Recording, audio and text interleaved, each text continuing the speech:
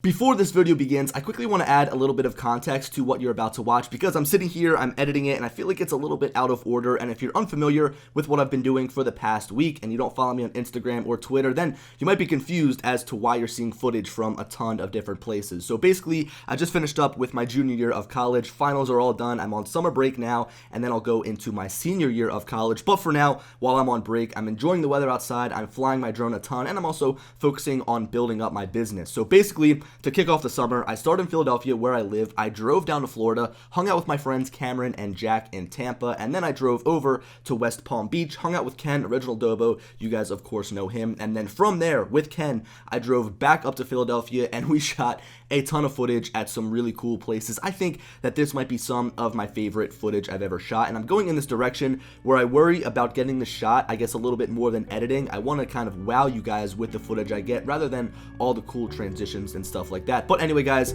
let's get to the video. I hope you enjoy.